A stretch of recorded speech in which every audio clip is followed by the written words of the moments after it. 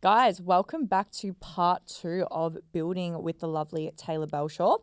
If you did not watch part 1, make sure you go watch that first before going on to this. It's going to make a hell of a lot more sense and it's going to really add on to the next layer of what we dive in. So we are going to be focusing now on how to actually build your physique.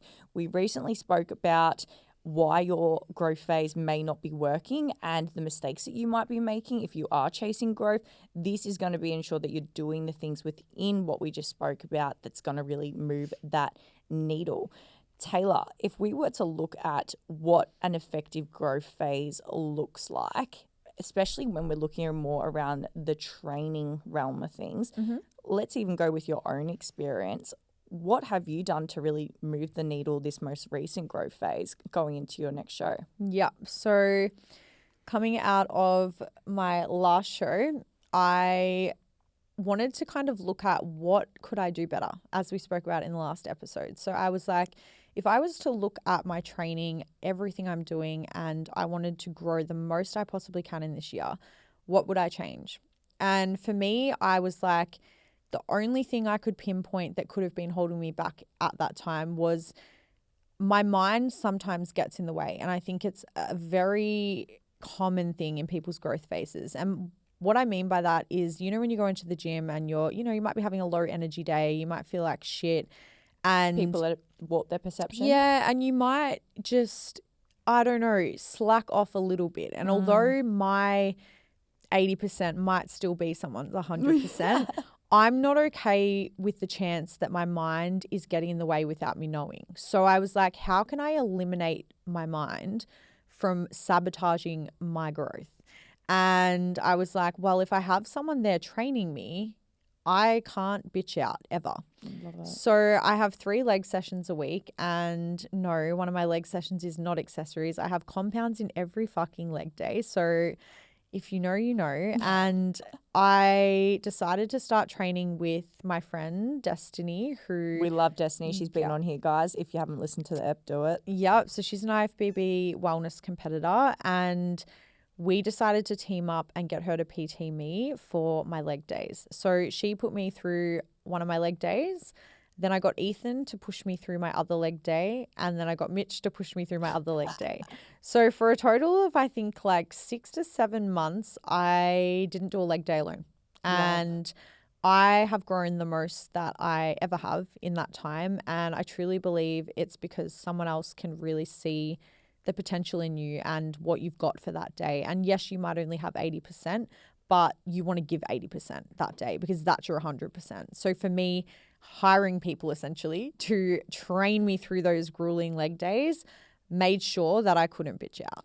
I highly resonate with that in the sense for me at the moment going into, I think when I got maybe about 6-8 weeks ago and I could really start to feel my mind wanting to delay doing sets and thinking about how hard this next set's going to be as I get deeper into prep. And for me, I was like, no, I'm not letting my mind give up before my body actually can.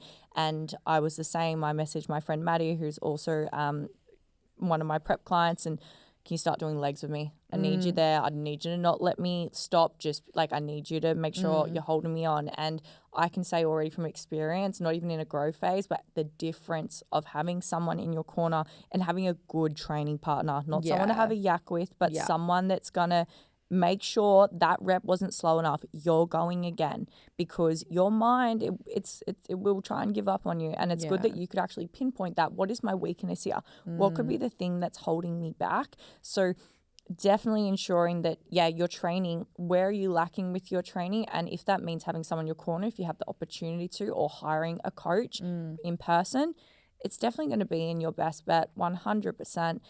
But when we look at, training and trying to get big, I feel like a common thing people might think is, I need to go do all this volume to get big. I need to go and do, 25 sets of quads or glutes, and more is better, right? If we're looking at your training sessions, I imagine your legs are probably going anywhere from an hour and a half. But how many exercises are you doing in those sessions? So I only have 4 exercises in my leg days, and honestly, 2 working sets maximum. Yeah. Sometimes 1. And I think most people don't know what failure is and don't push anywhere near proximity to failure, which is another conversation and could do a whole podcast We could do a whole episode podcast. on Maybe that. we'll get you back onto that. So I do believe that it's in the execution. And if you can do 4 sets of an exercise, I question your training intensity and your ability to execute your program efficiently. Growth doesn't necessarily mean how much you can do. It's how much you can recover from, and it's how much, like how close you get to failure in your sets and things like that. Yes, you can't go to failure every working set. Like, you know, when we look at nervous system and fatigue, that's not going to be great for growth either. Yep. But knowing when an exercise is there to overload and to go to failure, and when an exercise is there to be a metabolic stress exercise and to pump the volume through, say, a leg extension or, you know, those exercises. But people just don't get close enough to failure. They don't know where their failure point is, and they think that giving more means doing more. Yeah. And it's not always the case. I think that's where it comes down to actually training with purpose. We can all get in the gym and smash a whole shit of junk volume, right? But when you actually are looking at growing and training with purpose, the dosage is important, and more importantly, the dosage, but the actual intensity that is driven there. Like, more is not always better. The quality of your sets, adequate rest between those sets, not just going, yep, 90-second timer scored off, let's get into the next one. Like, I don't know about you, but especially if I'm doing a compound, I'm on the fucking floor after doing a lunge or something. Like, I am dead and I need to rest for a good few minutes after doing that. And I think if you are leaving the gym and you're just like going on your day very easily out of there, that's probably a sign right there that that is something you can work on to grow more muscle. My biggest red flag, and this is probably really toxic, is when people say, oh, I love leg day. And I just think, cool, you don't do legs properly then. No. Like, you know, I love what it brings me. As I said in the last episode, I don't necessarily love the pain when I'm in it. The feeling of knowing you went through that pain, that's something that for myself, like, I'm like, I got through that. Yeah. I think, you know, training is arguably one of the most slept on things in a growth phase, and people aren't willing to look at it. They're willing to look at the next drug. They're willing to look at the shortcuts. They're willing to look at... What peptide can I take? Yeah, they're willing to look at all the things except for the main things that actually build your physique. And to be honest, training can always be better at any level. Even myself, you know, there's always that 1% that we can find. And yeah, I think training is something that people need to really just learn how to fail. Like, you need to fail, not finish. That's a saying that Tom and I use. It's like, if you're finishing your reps, like if your coach prescribes 10 to 12 reps, that doesn't mean it's a guide. You do 10 to 12 reps and you tick the box. It's, I want you to fucking fail between 10 to 12. And if you're exceeding that or meeting that, you didn't go to failure. Yep. If you finish the rep, you didn't fail it. Yep.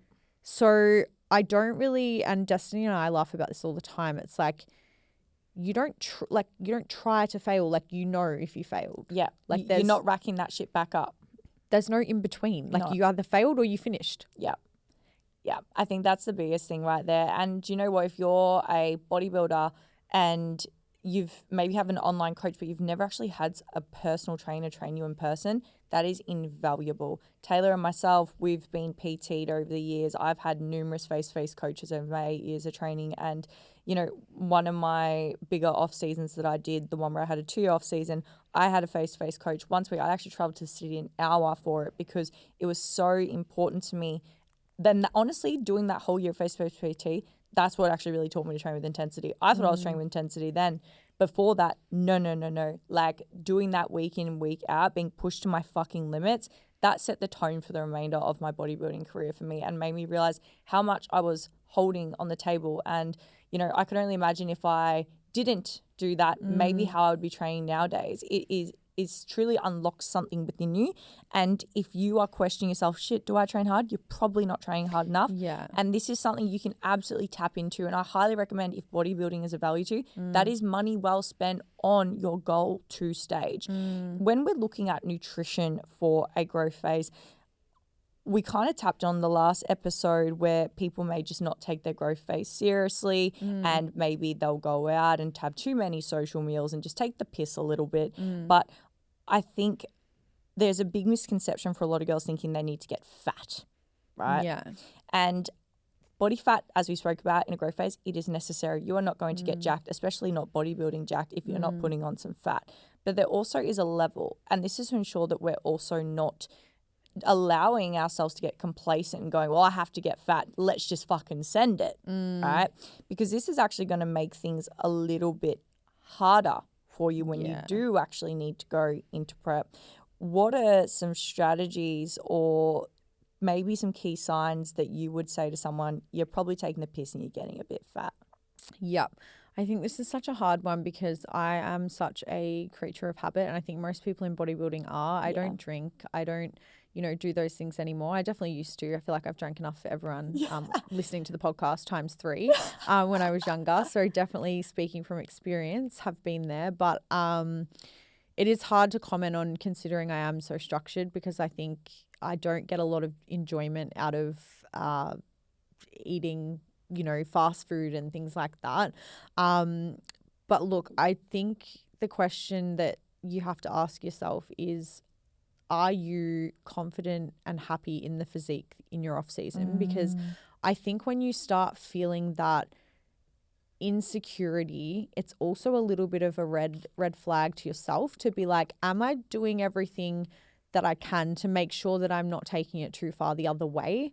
I think that body fat's may be too high when you feel not good in yourself anymore. Yep. Your performance lags. Maybe you're a bit sluggish. Maybe digestion has died off. Maybe you're starting to see bowel movements slow down. Maybe you just don't like how you look, to an extent, because obviously like you don't want to be shredded through your off season. But I think most people are having one off plan meal a week, enjoying it, and then pretty structured around that, but I think the power's in the rest of the routine. Like if you want to eat out and enjoy yourself, do it. But it's the behaviors that follow that. It's the next day. It's the following 2 days. It's how did the whole week go? Because when we look at people who get really out of shape in an off season, it's never the 2 off plan meals they have a week. It's, the not tracking they did, the restricting they did to try and counterbalance it. The overeating, the undereating, not tracking the macros, not hitting their protein, not getting their water in. I'll just miss these couple steps this day. I'm meant to hit 8, but I'll just hit 6. It's like you'd be very surprised how well your body responds if you fuel it at 80% and you nail everything else, and you can get away with a little bit more, like, dare I say. Like, you can have 2 off-plan meals a week and still see amazing growth and stay relatively lean. But when we look at the habits of the people who take it too far, can you honestly ask yourself, and say to yourself that that's what you're doing? Because it's probably not, it's probably gotten out of hand in other areas. So, yeah, I think that's what people need to look at is the behaviors as a whole, not just the 2 off-plan meals they're having a week. Yeah, I always like to say as well, like, even for myself, and maybe some of you can resonate with this, it doesn't matter for me what number the scale is. If I know in myself my level of adherence is up near that 90% for my protocols, whether it's in a build or a build or a cut, I feel good knowing because I am executing the plan.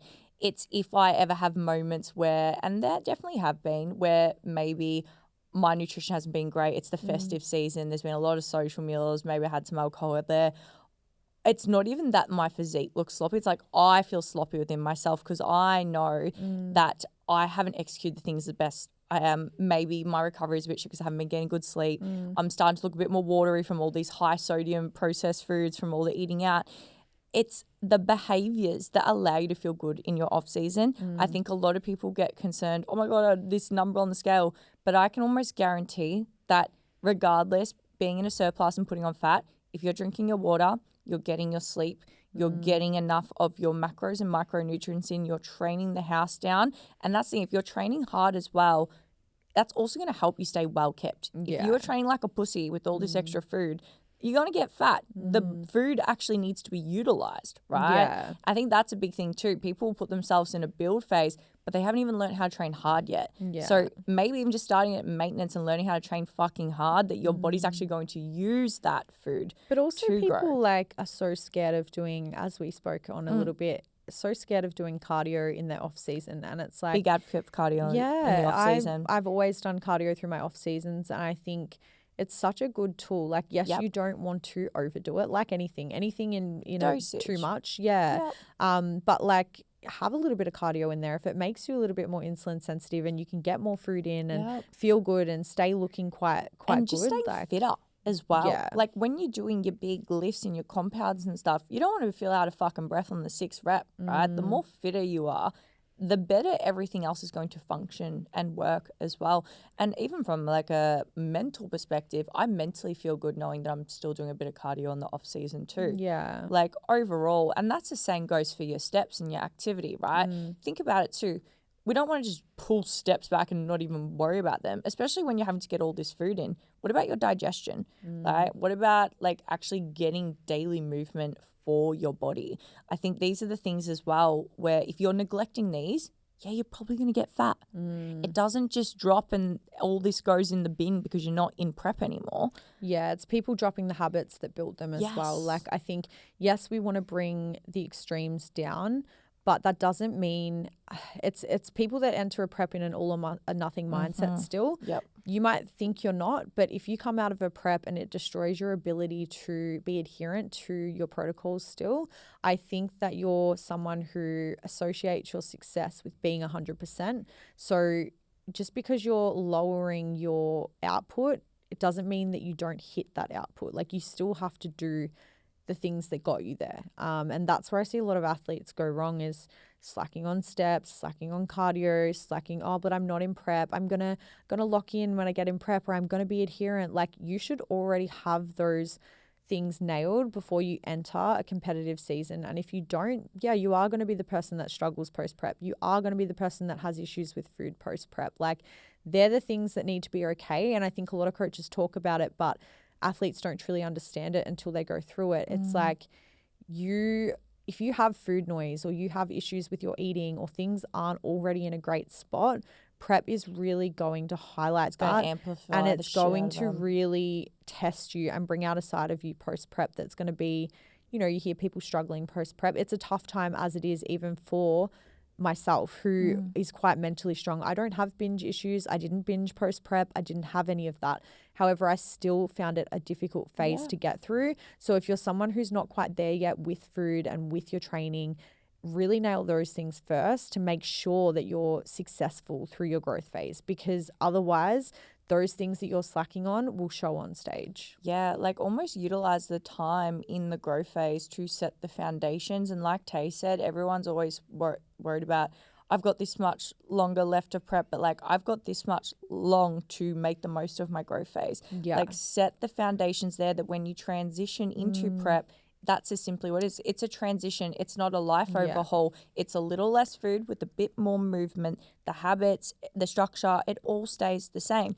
I'm just laughing because I think like something always comes to my brain about prep. It's like you can always lose more fat, right? In prep, you can't grow you're not going to grow any more muscle at those ends. You're not going to grow more muscle in those end weeks. So like what you do now, if you're in an off season, you're listening to this, what you're doing is essentially what you're going to reveal on stage. Think about that every single time you train, and every time you have a shit session or you start to think you're going to slack off, like you need to think about, this is what's building me. Like this is the most important part. And you need to just really put urgency on that. Like I always say as well, the girls that you see with the best physiques on stage, they're not the ones that are just being caught up on dieting the hardest. They're the ones that are actually making the most of the time they're spending building. My ick is people posting, and this is for all the athletes out there, this is my pet hate. And I will say it, and I will say it loudly. Okay. And pros do it too. Yep. I haven't done it because I hate it. I'm wondering, have I done it? I hope not, because I'm calling you out if you have. I'm ready. It's like, I'm only this much up from stage weight. I'm sorry. When did that ever matter in an off season? I think I did that on my first show. I don't care what your stage weight was. I don't care how far up you are Yeah. from it. You are doing it for external validation that you are still lean, which is not a flex, and you should be growing. I think it sets an unrealistic expectation for new athletes coming into the sport. Yes. It is unhealthy. Yep. It's toxic. Yep. Stop saying it. I don't care. I do not care if you're 5 kilos up from stage weight. Yep. You shouldn't, like, if you're posting that, I hope you're okay. Yeah. Like, because that is just not something you should be setting as an example as a pro athlete to amateurs coming into this sport. It doesn't matter. Get yourself healthy post-prep, get recovered, grow, then fucking lose the fat. Yeah, I'll back myself on that. So I did it, but not in the way of that. On my first ever time when I was an amateur, I actually gained, I think it was like 5 kilos in the first 2 weeks. And I was like, hey guys, just so you know, like I've put on 5 kilos the first 2 weeks. And I'm just saying it because I'm just owning it. Like, and I think I did it because I actually saw one girl saying she had only gained a kilo in her first month, and that actually triggered me a bit as an amateur. So I think for me, I was very set on like, I've put on fucking 5 kilos. Like, because it is so different and it is... But glycogen replenishment, guys. Like, gut mass in your food. Like, water goes back in, food goes back in, salt goes up. Like, you're not gaining fat post-prep. I think I was, 5 kilos up in the first few days, and it's not a big deal, you know? 100%. I think that's a big thing that everyone can take from, and stay tunnel vision. Keep in your lane. I think that's such a powerful message, and it's going to be one that sets a good standard for amateurs coming into this as well. Guys, if you enjoyed this episode and you got value out of this, and like I said, even if you loved the first one, please make sure to tag us, message us. We love it. We're here for it. And we love seeing the next generation of athletes come into this with good morals, good standards, and the knowledge and awareness to back them coming in. Tay, do you have any final words before we wrap up? No, thank you so much for having me, and tag me in all your stories of me ranting about stage weight.